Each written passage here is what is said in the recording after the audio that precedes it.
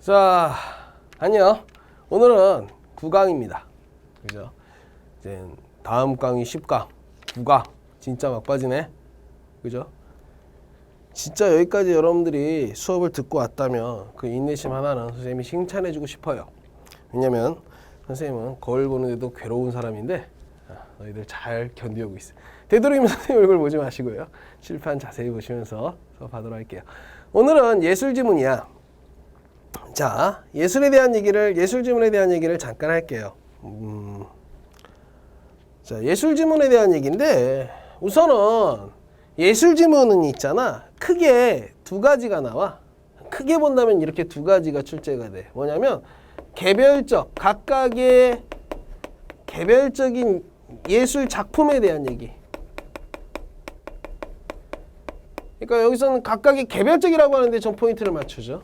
그래서 예술 작품일 수도 있고요. 혹은 예술가들 각각에 대한 얘기일 수가 있어요. 그 다음에 두 번째는 뭐냐면 미학에 대한 비평에 대한 얘기가 나올 때가 있어요. 그래서 3년 전인가 칸트 지문 나왔을 때 애들이 막 멘붕 왔었죠. 근데 선생님이 수업하면서 이 부분은 내가 진짜 애들한테 진짜 많이 강조하거든요. 맨날 나오는 거 또 나온다고. 칸트가 나오든 헤겔이 나오든 누가 나오든지 간에 나오는 얘기 또 나옵니다. 예. 그래서 자, 어려운 건 이게 어렵고 요건 좀 쉬운 편이거든요. 학생들 입장에서는. 그래서 요거 미학 비평에 대해서 미학 비평 이론의 가장 기본적인 어떤 예술의 구성 원리 이것들을 이야기해 드리도록 할게요. 잘 알아두면요. 여러분들 두고두고 써먹습니다. 잠시만. 자, 우선은 예술은 선생님이 이렇게 정리해놨죠. 내용과 형식으로 이루어져 있다라고 얘기를 해놨어요. 이게 뭔 얘기냐? 정리해 볼게요. 자, 우선은 예술이라고 하는 것은 내용과 형식으로 이루어져 있다. 이걸 이해하기 위해서는 우선 예술이 뭔지를 알아야 되는데 생각하는 기술 중에 하나예요. 뭐냐? 어떠한 것에 대해서 알고 싶으면 그것들의 예가 뭐가 있을까 생각하는 거 한 명. 두 번째로는 그 단어가 뭔지는 모르겠지만 만약에 내가 그 단어에 반대되는 단어를 알고 그 반대되는 단어가 어떤 개념을 가졌는지 알면 그 단어에 대한 의미는 어떻게 하면 돼요? 이 반대되는 단어의 반대를 생각해보면 이해할 수 있어요. 반대로 생각해보기 혹은 예를 들어 생각해보기. 자, 그럼 예술의 예를 한번 생각해봐. 대답해봐. 뭐가 있을까? 그죠? 뭐 음악이 가장 대표적이잖아. 음악. 그죠? 그 다음에 뭐 있어? 뭐 미술도 있잖아. 그죠? 또 뭐 있어? 뭐 사진도 있잖아. 이런 것들로 여러 가지 우리가 예술을 이야기할 수 있어요. 그러면 이러한 모든 각각의 예술은요. 뭐로 나눌 수 있다? 내용과 형식으로 나눌 수 있다는 얘기입니다. 우리 문학 시간에 공부하는 시나 소설도 다 예술에 해당되기 때문에 내용과 형식으로 나눠서 설명할 수 있어요. 그럼 내용이라고 하는 건 뭐냐면 이런 거예요. 예를 들어서 어떤 작곡가가 있다고 생각을 해봐. 근데 작곡가가 너무나 사랑하는 연인을 불의의 사고로 잃었어요. 그때 그 어떤 고통스러운 상황에서 이 작곡가가 음악을 작곡했다고 생각을 해봅시다. 그러면 그 음악은요, 당연히 듣는 사람으로 하여금 어떤 정서를 일으킬 확률이 높아? 슬픈 정서겠죠. 설마 뭐 사랑하는 연인이 죽었는데 랄랄랄라 뭐 이런 거 작곡할 일은 없고요. 그죠? 그러면 그 작곡가가 그 음악을 통해서 표현하고 싶었던 메시지 있지? 그게 바로 내용이야. 그런데 한번 미술을 생각해 볼까? 그럼 화가도 똑같은 상황에 처했을 때 어떤 그림을 그렸다고 우리가 가정할 수 있잖아. 그러면 그 그림은 당연히 색깔이 어떨까요? 막 밝고 화사하고 이럴까? 아니면 뭔가 어둡고 막 고통스럽고 뭔가 막 이럴까요? 두 번째의 경우겠죠. 그럼으로써 자신이 표현하고자 하는 것은 그 어떤 극한의 고통, 심적 고통 이런 것들을 표현했겠죠. 그럼 그건 바로 내용이 되는 겁니다. 그럼 여기까지만 보더라도 봐봐. 음악가가 작곡을 하나 미술가가 그림을 그리나 똑같은 내용을 표현할 수 있을까 없을까? 있겠죠. 그죠? 즉 내용이라고 하는 것은 각각의 예술이 표현하고자 하는 바인데 그 표현하고자 하는 바가 어떨 수 있다는 얘기야? 각각의 예술이 서로 공통될 수도 있다는 얘기야. 다를 수도 있지만 공통될 수 있다는 얘기야. 그러면 형식이라고 하는 건 뭐냐? 형식이라고 하는 것은 이러한 내용을 표현하는 방법이야. 표현하는 방법. 그럼 무엇을 가지고 표현하냐는 거죠? 그럼 봐봐. 음악은 그러한 내용을 뭘 가지고 표현하죠? 그쵸? 소리의 무엇을 통해서? 조화를 통해서 표현하죠.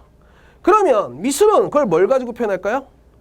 그죠? 좀 어려운 말을 쓴다면 보통 그림 이렇게 표현하는데 좀 더 어려운 말을 쓴다면 점이나 선이나 면이나 색 따위를 통해서 그것을 뭐합니까? 표현하죠.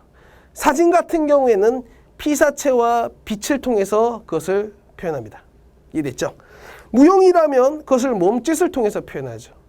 이해됐죠? 그러면 내용이라고 하는 것은 정리하자면 이 각각의 예술이 서로 뭐 할 수 있지만 공유할 수 있는 거지만 형식이라고 하는 것은 뭐 할 수 없는 거야? 공유할 수 없는 것이 되는 겁니다. 이해됐죠? 그런 거예요. 근데 예술의 경향은 이런 것도 이미 알고 있어야 됩니다. 기본적으로 알고 있어야 될 상식이에요. 모든 예술의 경향은 애초에는 내용과 형식이 조화를 이루는 것을 좋은 예술이라고 봤는데 때때로는 내용 중심으로 바뀌기도 하고 때때로는 형식 중심으로 바뀌기도 해요. 근데 최근의 경향은 거의 형식 몰빵이라고 보시면 되겠어요.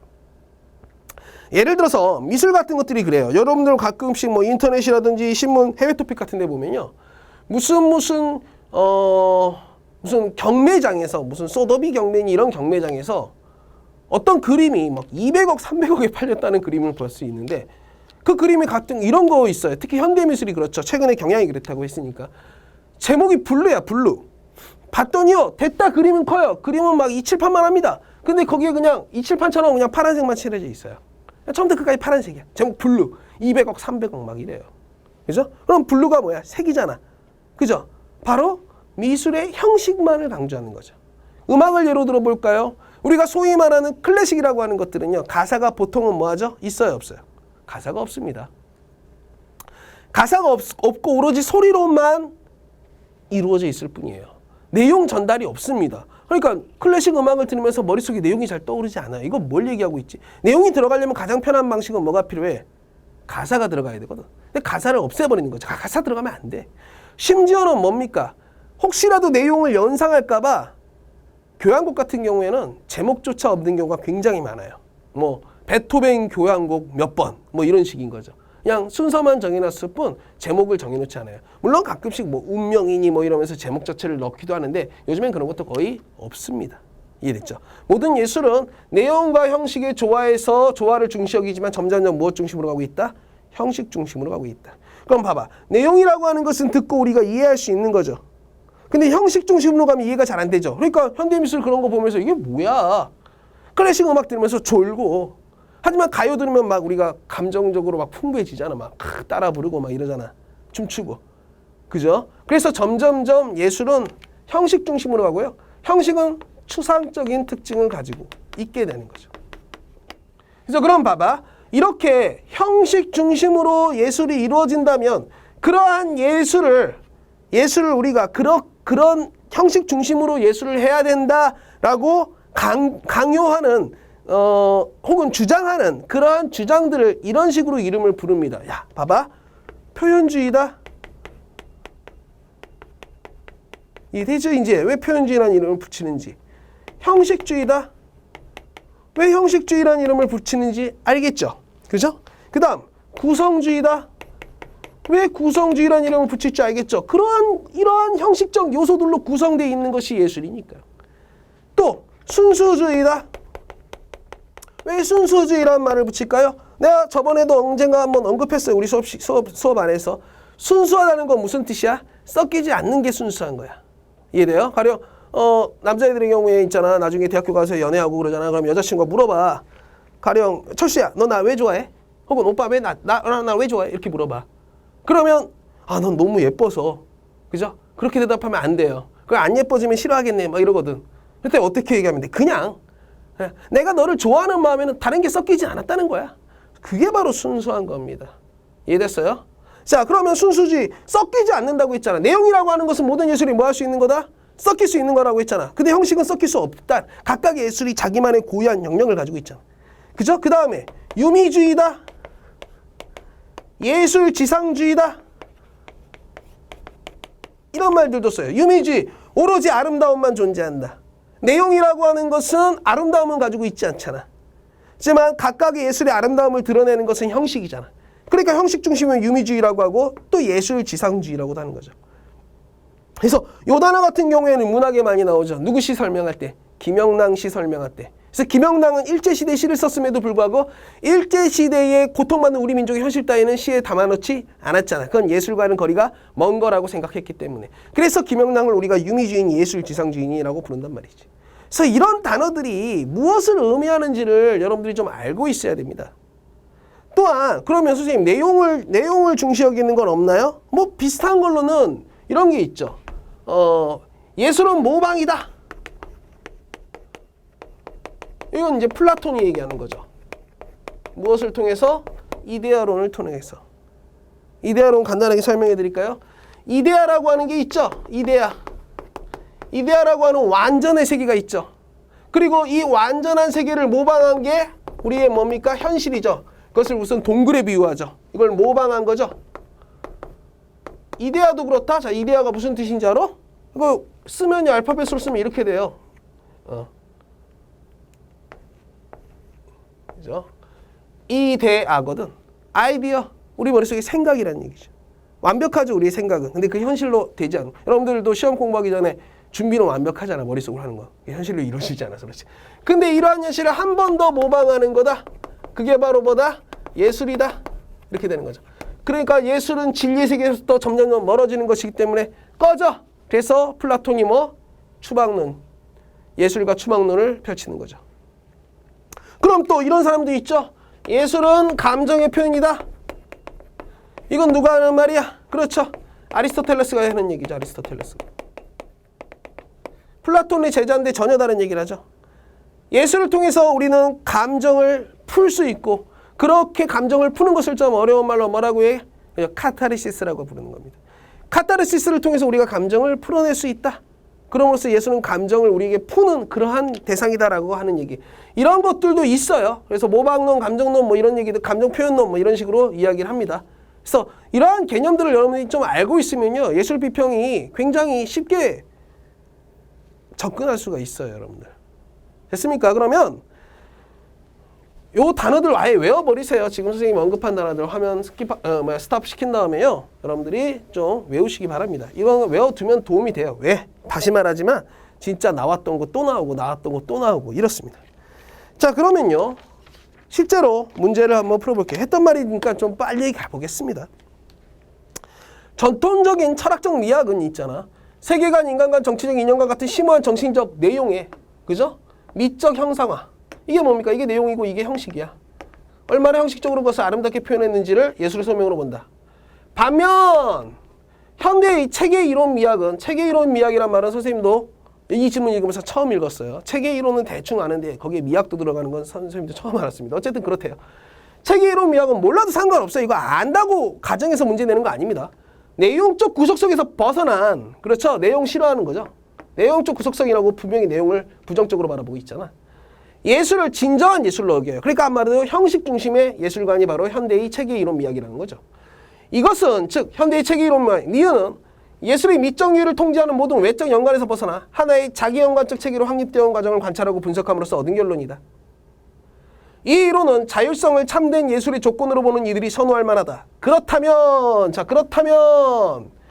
현대의 새로운 예술 장르인 뮤지컬은 어떻게 진술될 수 있을까? 이렇게 되는 거죠. 이렇게 물결무늬. 이게 뭐야? 문제 제기고 문제 제기는 곧 주제라고 했잖아. 그러면 첫 번째 문단에서 우리는 이런 걸 파악할 수 있네요. 어떤 걸 파악할 수 있습니까? 우선은 두 가지를 얘기했네요. 기억을 얘기했고요. 이것과 상반된 쪽에 있는 니은을 이야기했어요. 그 다음에 이런 기억과 니은으로 무엇을 보겠다?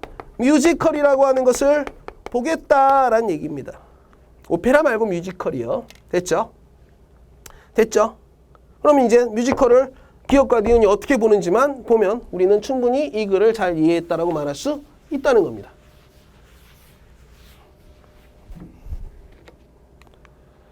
뮤지컬은 여러 가지 형식적 요소로 구성되는데 뮤지컬만 여러 가지 형식적 요소로 구성되는 건 아니죠. 어쨌든 뮤지컬은 여러 가지 형식적 요소로 구성되는데 이것들은 내용, 그죠? 형식과 내용 얘기 또 나오고 있죠. 즉 작품의 줄거리나 주제를, 즉 작품의 줄거리나 주제는 뭐에 해당되죠? 내용에 해당되는 거죠. 실질적으로 구현하는 역할을 하는데 뭐가? 형식적 요소가. 전통적인 철학적 미학에 따르면 전통적인 철학적 미학 기억에 따르면이야. 참된 예술은 훌륭한 내용과 훌륭한 형식이 유기적으로 조화될 때 달성된다. 자, 유기적이란 말 나왔는데요. 이런 말도 진짜 많이 나와요. 유기적, 유기체 이런 말들 진짜 많이 나오는데 학생들 모르는 경우가 굉장히 많아. 유기적이다라면 뭐니? 서로 긴밀하게 연결되어 있는 게 유기적인 거야.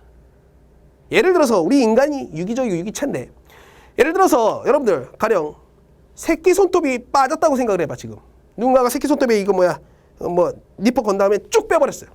그럼 피가 철철철 나오겠죠. 죽습니까? 삽니까? 가만히 놔둬도요 과다출루를 죽지 않아요. 가만히 놔둬도 아마 슬슬슬슬 아뭅니다. 죽진 않아요. 살아요. 그죠? 그런데 우리는 뭡니까? 유기체라고 했죠. 유기체계란 뭐라? 모든 것이 연결되어 있는 겁니다. 아, 여기 새끼손가락 빠져서 나는 죽지 않아 하면서 가령 수학 문제 풀던 거 계속 풀 수 있는 사람 있냐고. 없죠. 으아! 이렇게 되는 거죠. 그죠? 근데 로봇들은 어때? 만화 영화에 나오는 로봇들은 어떻습니까? 팔 하나가 떨어져 나간다고 으아! 이러지 않죠. 왜? 그거는 그냥 각각의 구성 요소가 돼버리거든요. 이해되죠? 그럼 무기체입니다. 이해됐죠? 유기체가 뭔지. 훌륭한 형식이, 내용과 형식이 서로 긴밀하게 연결될 때 달성됐다. 이 얘기입니다. 이런 단어들을 알고 있어야 되는 겁니다. 그래서 처음에 선생님이 이런 얘기를 했잖아. 독해에서 제일 중요한 가장 기본적인 것은 어휘라고. 근데 그 어휘를 따로 외우려고 하지 말고 이렇게 나올 때마다 하나씩 알면요. 맨날 나오던 게 또 반복돼서 나오더라고. 이러한 고정적 기준을 소용할 때 이거 기억이죠. 기억을 수용할 때 훌륭한 뮤지컬 작품은 어느 한 요소라도 소홀히 한다면 만들어지기 어렵다. 뮤지컬은 기본적으로 극적 서사를 지니기에 훌륭한 극본이 요구되고 이게 뭘까요 그러면? 이게 뭐야? 내용이죠. 내용이에요. 그 내용이 노래와 춤으로 표현되기에 바로 이게 뭡니까? 표현되는 거라고 했잖아. 형식이죠. 그죠? 음악과 무용도 핵심이 되면 이것들의 효과는 무대장치, 의상과 소품 등을 통해 배가되기 때문에 이것도 형식적인 거죠. 이해됐죠? 네, 그렇답니다.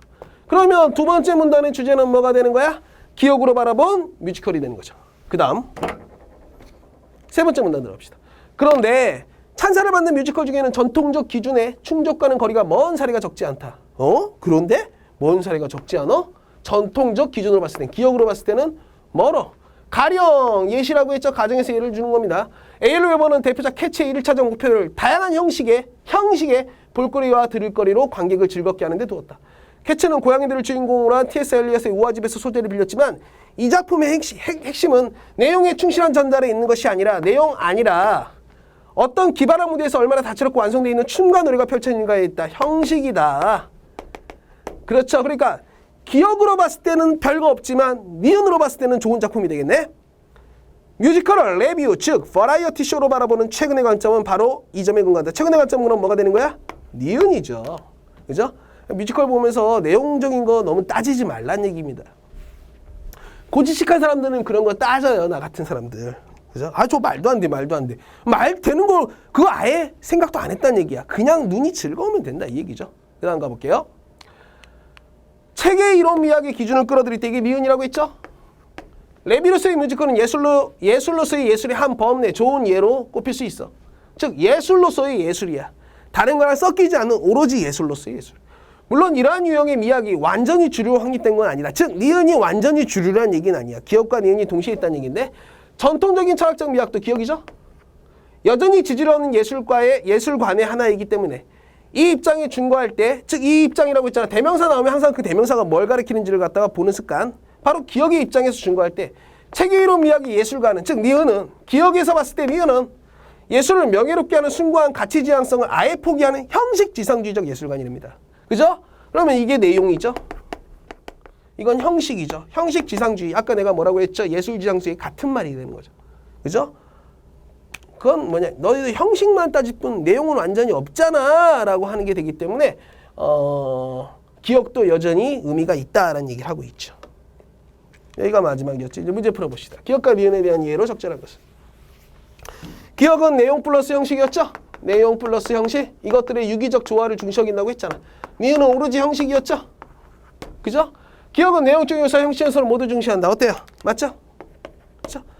니은은 자율적 예술의 탄생을 주도적으로 이끈 예술이다. 애매한데? 애매한데? 더 가볼 거야. 기억과 니은이 적용되는 예술 장르는 서로 다르다. 틀렸죠? 그죠? 틀렸잖아.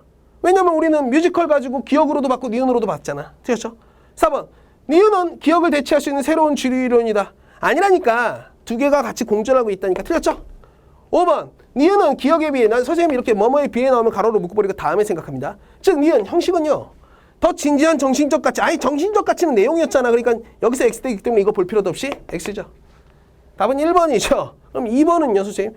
니은 형식주의 그 체계 이론 미학은 자율적 예술의 탄생을 주도적으로 이끈 이론이잖아요. 아니죠. 가장 오답 많이 내는 방식이 바로 뭡니까? 원인과 결과 바꾸는 방식이죠. 자, 보세요. 이는 이러한 체계 이론 미학은 니은은 예술이 미적 유의를 통제하는 모든 외적에서 연관에서 벗어나 하나의 자기 연관적 체계로 확립되어 온 과정을 관찰하고 분석함으로써 얻은 결론이죠. 그러니까 결론이 원인이 이렇게 벗어나서 자기 과정이 원인이 되는 것이고 그러한 원인 속에서 결론이 나온 게 바로 니은이죠. 근데 니은이 자율적 예술의 탄생을 주도적으로 이끌었다는 것은 니은이 결과가 아니라 니은이 원인이라는 얘기죠. 그래서 앞뒤가 바뀌었기 때문에 X죠. 됐죠? 그 다음 캐치에 대한 감상 중 최근의 관점에 가장 가까운 것은 최근의 관점은 기억에서 니은이었어. 니은이었죠? 니은이었죠? 자, 1번. 멋진 춤과 노래가 어우러진 공연이 충분한 볼거리를 제공했기 때문에 원작과 관계없이 만족했어요. 그렇죠. 재밌으면 그만, 눈이 즐거우면 그만. 맞죠? 감독이 고양이들의 등장 장면에 채택한 연출 방식이 작품의 주제 이거 내용을 얘기하는 거거든요. 내용에 대해서 신경 쓰고 있어요? 신경 쓰고 있지 않아요? 신경 쓰고 있죠? 그러니까 니은의 관점이라고 볼 수 없죠. 3번. 늙은 암고양이의 회한이란 말 진짜 또 문학에서도 많이 나오는데 좀 알아두세요. 이번 기회에. 회한이라고 하는 말은 뭐냐? 후회라는 말로 바꾸세요. 회한, 이꼬르 뭐다? 후회. 됐죠? 회한이 담긴 노래의 가사는 들을 때마다 소외된 사람에 대한 연민을 불러일으켰어요. 이거 내용 중심이죠. 그죠? 가사는 또 내용을 표현하니까요. 그죠? 답은 나왔고요. 살펴봅시다. 그 다음. 기발한 조명과 의상이 사용된 것을 보고 괜찮죠? 에이? 원작의 심오한 주제에 걸맞은 심오한 주제 얘기하고 있죠. 그러니까 기억이죠. 5번. 의인화된 고양이들의 삶과 내면이 노래들 속에 녹아들어 있어서 인간을 진지하게 성찰하는 기회가 됐어요. 내용 중심이죠. 됐죠? 그래서 이렇게 이 지문 같은 경우에는요. 가장 기본적으로 많이 나오는 뭡니까? 수능 지문이죠. 서로 대조를 통해서 자신의 생각을 쉽게 우리에게 전달하는 글. 자, 3번. 윗글을 바탕으로 보기에 가와 나를 이해한 것을 적절한 것은? 자, 윗글을 바탕으로 했어요. 그러니까 윗글에는 뭐가 동시에 나왔었죠? 그죠? 기억과 니은이 동시에 나왔었죠. 그러면 봐봅시다. 그리스 종합예술의 기원인 그리스 비극은 형식적 측면에서 높은 수준에 이르렀을 뿐만 아니라 형식적으로도 높대요. 세계화 삶에 대한 당대인들의 인식을 이끌었대. 그럼 당연히 이거 뭐 얘기하는 겁니까? 니은 얘기하는 거죠. 거기다 그리스잖아. 전통적인 거잖아. 그죠? 그럼 이건 기억과 연관관계가 있겠죠. 반면 대조조 또다시 근대 오페라는 그 발전 과정에서 점차 아리아 위주로 편성됨으로써 심오한 지적 도덕적 관심이 아니라 이건 내용인데 내용 아니라 음악 내적 요소 구성 요소를 가리키죠. 지배되는 경향을 띄었다. 근대 오페라는 니은이 되겠네요. 됐죠? 가는 기억, 나는 니은. 그죠? 가는 즐거움의 제공은 틀렸죠? 이건 니은이죠. 가는 자기 연관적이지만 틀렸죠? 자기 연관적이라는 것은 자기 안에 있는 거니까 이건 형식이죠. 가는 정식적 내용이 미적 형상화를 내용의 미적 형상화, 내용과 형식 다 들어갔죠? 나는 미적 유희, 오로지 아름다움만을 추구한다는 얘기가 니은이죠. 그래서 답 3번 이렇게 푸는 겁니다. 쉽죠? 그래서 내용 정리만 잘해놓으면 여러분들 아무리 어려운 지문도요 충분히 풀어낼 수 있습니다. 그 다음 장 다음 문제로 넘어가 볼게요. 자, 베토벤에 대한 얘기입니다. 빠르게 좀 가보겠습니다. 베토벤의 교향곡은 서양 음악사의 한 획을 그은 걸작으로 평가된다. 그 까닭은 음악 소재를 개발하고 그것을 다채롭게 처리하는 창작 기법의 탁월함으로 설명될 수 있다. 연주 시간이 1시간까지 되는 제3번 교향곡 영웅에서 베토벤은 으뜸 화음을 펼친 하나의 평범한 소재를 모티브로 취하여 다양한 변주와 변형 기법을 통해 통일성을 유지하면서도 가락을 다채롭게 들리겠다. 이처럼 결론 내리겠다는 얘기죠. 단순한 소재에서 착상하여 이를 다양한 방식으로 가공함으로써 성취해낸 복잡성은 후대 작곡가들이 본받을 창작 방식의 전형이 되었으며 유례없이 늘어난 교향곡의 길이는 그들이 넘어서야 할 산이었다. 그래서 그들이라고 하는 것은 후대 작곡가들이 되는 거죠. 그러면 첫 문단에서 뭐 잡으라고? 주제 잡으라고 했죠. 그럼 잡을 수 있는 것은 베토벤이구나 혹은 베토벤의 교향곡에 대한 글이구나. 근데 그 교향곡 굉장히 뭐하다는 거구나? 대단하다는 얘기구나. 거기까지. 됐죠? 그 다음 문단. 그렇다면 딱 보니까 이렇게 되죠. 그렇다면 오로지 작품의 내적 원리만이 베토벤 교향곡을 19세기 중심 레퍼토리로 자리매김했을까? 오로지 내적인 원리만 그랬을까? 라고 얘기를 하고 있어요. 그렇다면 이 문장 자체에 이미 어떤 내용을 포함하고 있죠? 여러분들? 뭔가 외적인 것도 있다는 얘기를 하려고 하는구나. 진짜 주제가 나왔네요. 진주제가 나왔어요. 자, 베토벤의 신화를 이해하기 위해서는 19세기 초 음악의 중심에 서고자 했던 독일 민족의 암묵적 염원을 들여다볼 필요가 있다. 그것은 1800년대를 전후하여 뚜렷하게 달라진 빈의 청중의 음악관, 음악에 대한 독일 비평가들의 새로운 관점, 그리고 당시 유행한 천재성 담론에 반영되었다. 야, 우리 빈의 청중의 음악관 아니 모르니? 모르죠. 내가 뭐라고 했죠? 비문학적으로 완벽하다. 빠짐이 있다 없다? 없다. 나왔으면 우리에게 설명해 줍니다. 음악에 대한 독일 비평가들의 새로운 관점 아니 모르니? 당연히 알 리 없죠. 그리고 당시 유행한 천재성 담론이 알아 몰라? 당연히 모르죠. 그러면 앞으로 나올 내용이 뭔지 알겠다. 그 비문학 지문을 많이 읽어보면 여러분들이 분석하면서 많이 읽어야지 그냥 아무 생각 없이 읽는 게 아니라 분석하면서 여러 번 읽어보면 이 글이 어떻게 진행될지 알 수 있어요. 자, 기억은 바로 뭐에 대한 내용이야? 빈의 청중의 음악관이죠. 이유는 뭐에 대한 내용이 나올까? 음악에 대한 독일 비평가들의 새로운 관점이죠. 그리고 디귿이죠. 당시 유행한 천재성 담론이 되는 거죠. 그죠? 그럼 이 다음 문단은 뭐부터 나올까? 뻔하잖아. 빈의 청중의 음악가에 대한 내용이 나오고 있죠. 그 다음 문단 뭐에 대한 걸까? 니은에 대한 내용이 나오겠죠. 그 다음 뭐에 대한 내용이 나올까? 디귿에 대한 내용이 나오겠죠. 확인해볼까? 아니 여러분들이 실제로 시험에서 이렇게 글을 읽을 수 있다니까? 계속 글을 분석하는 습관을 기르면. 자, 그래서 빈의 새로운 청중의 기에 대한 내용이 나오죠. 그러니까 베토벤 음악이 그렇게 대단하다는 평가를 받는 데는 그 음악만 대단해서 되는 게 아니라 그 음악을 둘러싼 다른 요소들이 있었다 이 얘기죠. 빈의 새로운 청중의 기는 유럽의 다른 청중과는 달리 순수 기악을 향해 펴져 있었다. 또 순수하다는 말 나왔죠? 가사 싫다는 얘기입니다. 가사랑 섞이는 거 싫어요. 오로지 악기로 승부 보고 싶어요. 라는 얘기입니다. 순수 기악이랑 가로로 묶어주시고 물결을 쳐야죠. 악기에서 나오는 소리 외에는 다른 어떤 것과도 연합되지 않는 음악. 그러니까 형식 중심이라는 얘기죠.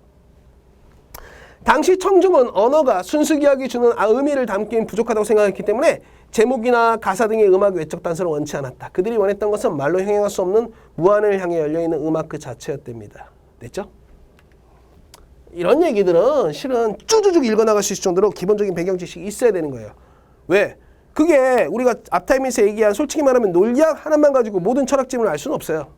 근데요, 아까 선생님이 예술 지문에서 앞에서 얘기한 이론 같은 경우에는 모든 예술 비평 글을 읽을 때 다 도움이 됩니다. 그 다음 또한 두 번째는 얘기죠. 열거는 힘이 같다. 당시 음악 비평가들은 음악을 알미 방식으로 이야기를 원했어. 이는 음악을 정서의 촉발조로 본 이전 시대와 달리 음악을 감상자가 능동적으로 이해해야 할 대상으로 인식하기 시작했음을 뜻해. 슈레겔은 또 사람 이름 나오면 항상 동그라미 모든 순수 기악이 철학적이라고 보았으며 호프만은 베토벤의 교향곡이 보편적 진리를 향한 문이라고 주장했어. 요컨대 요약해준다는 얘기죠. 이 다음만 알면 되겠네. 당시의 빈의 청중과 독일의 음악 비평가들은 베토벤의 교향곡이 음악의 독립적 가치를 극대화한 음악이자 독일 민족의 보편적 가치를 실현해주는 순수 기악의 정수라고 여겼다. 이렇게 된 거죠. 그러니까 아까 기억에 대한 얘기, 이거는 니은에 대한 얘기. 하나 아직 안 나왔네. 뭐에 대한 얘기 나오지? 천재성 담론? 이런 거죠. 가볼까요? 더욱이 당시 독일의 지역에서 유행한 천재성 담론, 디귿에 대한 얘기 나오는 거죠. 베토벤의 교향곡이 특별한 지위를 얻는 데 한몫했다. 그 시대가 요구하는 천재상은 타고난 재능으로 기존의 관습에서 벗어나 새로운 전통을 창조하는 자였다. 이게 천재예요. 천재란 말은요. 정의는 천재는 이래요. 가령 너네 학교 공부 1등. 공부 안 하는데도 전교 1등이야. 천재 아닙니다. 천재는 뭐냐? 공부 잘하고 못하고 중요한 게 아니라 자기가 어떤 종사하는 그 분야에서 그 전까지는 전혀 다른 판을 만들어버리는 게 천재예요. 그러니까 그 사람이 태어나서 죽을 때까지 어떤 활동을 했더니 나머지 사람들이 딱 그 사람들을 따라가고 있어? 그럼 그 사람이 바로 천재입니다. 천재라고 하는 건 한마디로 IQ에 지배되는 게 아니라 그 사람의 삶의 결과물을 통해서 나오는 것이죠. 베토벤은 이전의 교향곡의 전통을 수용하면서도 자신만의 독창적 색채를 더하여 교향곡이 새로운 지평을 열었다고 얘기했다. 베토벤이야말로 이러한 천재라는 인식이 널리 받아들여지면서 그의 교향곡은 더욱 주목하였다. 이게 진짜 천재인데 우리나라는 IQ 좋으면 천재라고 알고 있죠. 더 가봅시다. 자, 이제 문제 풀어봐야 되는데 윗글의 내용과 일치하지 않는 거. 자, 베토벤의 신화 형성 과정에는 독일 민족의 음악적 이상이 반영되었죠? 그게 기억, 니은, 디귿이었잖아. 그죠? 2번, 베토벤 교향곡의 확대된 길이는 후배 작곡가들이 극복해야 할 과제였다. 첫 문단에 나왔죠? 3번, 베토벤 교향곡에서 복잡성은 단순한 모티브를 다양하게 가구하는 창작 방식에 기인한다. 첫 번째 문단에 나왔습니다. 그 다음, 베토벤 교향곡 영웅의 변주와 변형 기법은 통일성에서도 다양성을 구현하게 해줬다. 맞죠? 5번, 베토벤의 천재성은 기존의 음악적 관습을 부정하고 교향곡이라는 새로운 장르를 창시한다. 틀렸죠? 보면 교향곡의 전통을 수용하면서더라 이렇게 나와 있어요. 됐죠? 그래서 뭐 쉽게 풀 수 있는 거예요. 일치불일치 문제니까요. 자, 그 다음 2번, 기억의 관점에 가장 가까운 것은? 기억의 관점이 뭐였어요? 보자. 기억 어딨냐? 기억, 새로운 청중의 기라고 알고 있죠. 즉 순수기억에 대한 얘기네요. 순수기억과 관련이 있는 거 찾으라는 얘기겠네. 음악은 소리를 다양하게 변형시켜 그것을 듣는 인간의 정서. 이거 정서에 대한 얘기죠. 아까 얘기했죠. 감정, 정서, 아리스토텔레스, X죠. 음악은 인간의 구체적 감정을 전달하는 수단인 점에서 또 감정, 정서 같은 말이죠. X죠. 언어를 뛰어넘는다고 그랬어요. 가사는 가락을 통해 전달되는 메시지점에서 언어는 음악의 본질. 언어 뛰어넘는다니까요. 됐죠?